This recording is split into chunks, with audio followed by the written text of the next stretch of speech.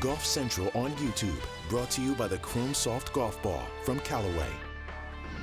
Hello and welcome into this edition of Golf Central. I'm Cara Banks. Let's check in with Justin Thomas, who is doing everything he can to try and not only earn his way into the FedExCup Playoffs, but potentially earn a captain's pick for the upcoming Ryder Cup in Italy next month. Obviously trying to make up for the opening 82 he had at the Open at Hoylake, played the 3M Open last week, missed the cut. Now in the field at the Wyndham Championship, opened with a round of 70 yesterday, and then foot on the gas today with a 5 under par 65 to make a move up the leaderboard. Let's get his reaction to a solid day's work. 5 under round after kind of the even par start. Just kind of what worked better for you today to shoot that number? I played really, really well today. I was super patient. I felt like I just hung in there. I mean, I keep believing good stuff's going to happen, and it just hasn't really. And I mean, like I said at the beginning of the week, I feel like I'm very close to playing some unbelievable golf, some great golf, and it was nice to have a good day today to put ourselves in a good spot going into the weekend and see what we can do. I want to ask about 8, just kind of the rules situation. Can you take us through from your perspective what was going on that hole? Yeah, Adam and I both hit bad tee shots there, but I mean we hooked the crap out of them, so they were moving a lot, and it's so hard to figure out, exactly where it crossed in a situation like that. They were both very similar shots. They were just different clubs, and I think we kind of both guessed when we first got there, and then after, taking the line of sight and going back and realizing it wasn't in the fairway, we felt like we needed to, look at it a little bit more, because being able to put it in the fairway and get your hands on the ball was a big deal versus being in the first cut. And we were both very comfortable that it was behind where it was, but optically that doesn't look great, especially with, there were 3 or 4 or 5 cameras right there on us, and it just, I think drops get abused a decent bit, and we're not those guys, but we just we needed to make sure that it was done correctly, because that wasn't in the nature of it. We just want to make sure all was okay.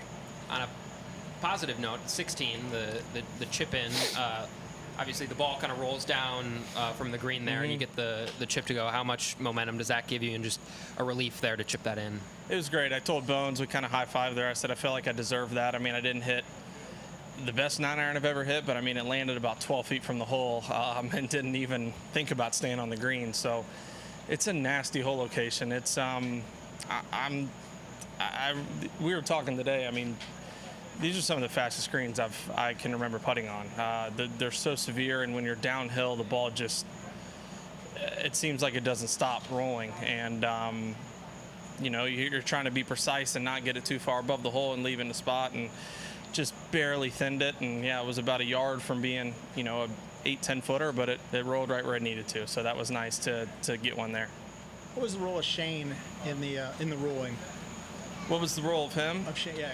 I mean, we both, again, it just wouldn't have looked great if both of us were like, hey, it crossed here. I mean, we felt good about it, and the rules official came in, and he can't really say much. I mean, he wasn't there and didn't see it. I mean, I think the defining, or at least for us, when we stood at where it crossed and looked at the tee, or stood where our balls were, I mean, it was a very straight line, or a pretty straight line, and our tee shots are far from straight.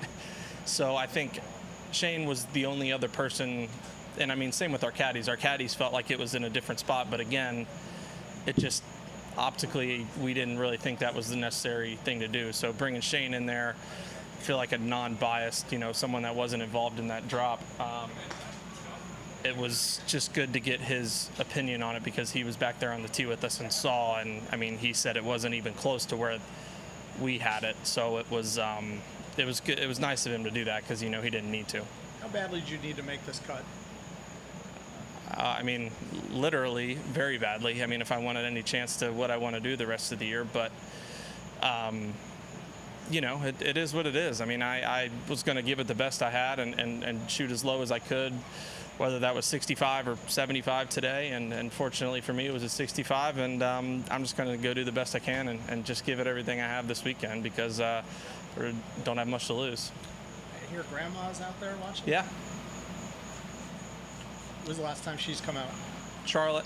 She was at Charlotte this year, and then she was at the President's Cup, and she lives in Charlotte now. So when I committed and was playing here, she was excited because I think some of my family's here as well. I'll see her up in the clubhouse. But yeah, she somehow finagled a ride all day, so I'm happy to see that because I didn't get a scooter for her here like I have at some past events. You've had some kind of bigger numbers at 3M. You let a couple holes get away from you. On 8, to just be able to walk away with only a bogey, is that kind of one of those moments where you don't let that snowball? Not really. It just given that situation, I mean, it was definitely a very similar situation. It was one of those swings that's like, what are you doing? I mean, that's such a bad shot to hit it in there. I mean, if I could pull it 20 yards left of where I was looking, it still would be probably in the fairway, let alone not in the hazard. And same with if I push it. And just kind of got lazy and made a bad swing, but I still had a great opportunity to make par. I mean, I only had 125 yards in, but that is kind of the swings that have been biting me right in the butt. You've got to respect Justin Thomas, much like we felt with Jordan Spieth when he was struggling with his game. Ricky Fowler's always been very humble, honest and transparent behind that microphone. How badly does he need to make that cut, Johnson? He just answered it. He knows what is on the line this weekend. He's put in a good performance today. And in my opinion, obviously it doesn't remotely count, but I believe he's probably done enough today to convince Captain Johnson that he would be worthy of a pick come September? Well, he showed a lot, starting the day outside the cut line and shooting the score he did. 5 under 65 was incredible. And what I liked early, he was aggressive, was hitting fairways, was hitting greens, missed a couple short putts, but he made 2 bogeys on that front 9 and bounced back with birdies on the very next hole both times. That shows a lot of guts, a lot of determination. And that chip in he had on 16 was spectacular. One of the most awkward shots you can have at Sedgefield, and he pulled it off and not only got it up and down, but chipped it right in with perfect pace. Showed me a lot today. You know, I love the question about how much momentum that gave him, because that's what we felt like watching it. You know, that's the kind of momentum booster you need. Yes, it was late in his round, and it was, in fact, the last birdie of his round. But just to show, you know, it just gives you the confidence that what you've been working on is working, and you can come and contend potentially this weekend. He can, and he talked about